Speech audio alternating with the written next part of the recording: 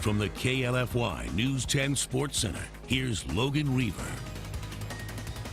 Good evening, everyone. Logan Reaver filling in for Emily. You have to think Saints fans are getting a little worn down. There's been an ongoing party for 5 weeks, and it isn't even Mardi Gras yet. Their current win streak sat at 5 coming into the halfway marker today, and you might need to break out the IVs because the party just kept on rolling today. Jameis Winston, Mr. Motivation, getting his troops ready. Drew Brees getting the old glutes going. He's 38. They take a little longer to fire up these days. Speaking of fired up, how's this for a start? Shut down the whole cul-de-sac because we're having a block party. Justin Hardy, memories of '06. Sean Payton, you know, he loves it. He's bringing the chips and drinks. Right before half, 2-minute drill. Alvin Kamara is to the Saints as Dalford Jones is to Grambling State. Invaluable. Nifty as they come. Saints in full control. And then this is why you stretch, kids. Drew closing this thing out in big fashion. Ted Ginn Jr. And check this out after the touchdown. Everyone is having a ball except the toddler who's going to get the ball.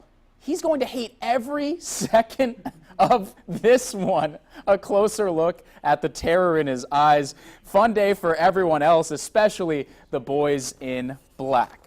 I mean, we're looking good. You know, we still got a lot of football to play, but I mean, it's definitely fun when we get the offense rolling. I mean, it starts with the complimentary football. The defense is playing great. We're playing good special teams. So I mean, it's big. It's huge. We feel the energy, feel the momentum.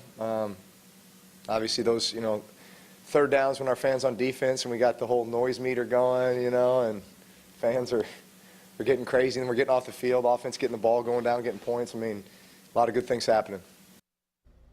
The Saints are now just 1 win away from tying their win total from each of the last 2 seasons. And we still got a whole second half to go. Elsewhere in the division, Atlanta in Carolina today, Panthers down 3, and this is why he is nicknamed Superman. The full extension for Cam Newton. Looks like he lost it, but when you take a closer look, he gets that thing over the goal line, and once it passes the white, you're good, my friends. Panthers back in front.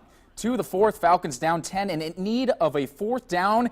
And check this out. Doink! Julio Jones! That never happens. Nobody in sight, especially in the big moments. To many the best in the game, not on that play. Final gasp for the Falcons. Matt Ryan incomplete. He misfires. That is your ball game. Panthers tack on another win in the Carolina Blues. Their win keeps them on pace just behind the Saints by half a game. Falcons looking more and more like they won't be competing for a second straight division title. But this is the NFL we're talking about here. Things can change in a coin flip. Last night didn't go the way of many Tiger fans with the way things have been trending in the second half of the year. Three wins in a row and a renewed sense of attitude. A shot of taking down Bama was on their minds, but was not meant to be for this calendar year. Sights now have to be set for another SEC foe, Arkansas, who comes to Tiger Stadium following the closest of wins over a now 1-8 Coastal Carolina team. Kickoff kicks off at noon on Saturday. Take a peek at the updated SEC West standings. The Tigers dropping back a spot with the loss and not holding the edge in a tiebreaker with Mississippi State, who they lost to early on. Meanwhile, a potential massive matchup could be looming in the Iron Bowl with Alabama and Auburn, as if those games need more hype, as they already are. So they aren't mathematically eliminated yet from making an appearance in Atlanta for the SEC title game, but a lot of help is needed, to put it mildly. Well, we're done talking about guys running around in protective gear. Ben has a final look at the forecast coming up, and then after that, you got Cajun Nation with George. Stick around.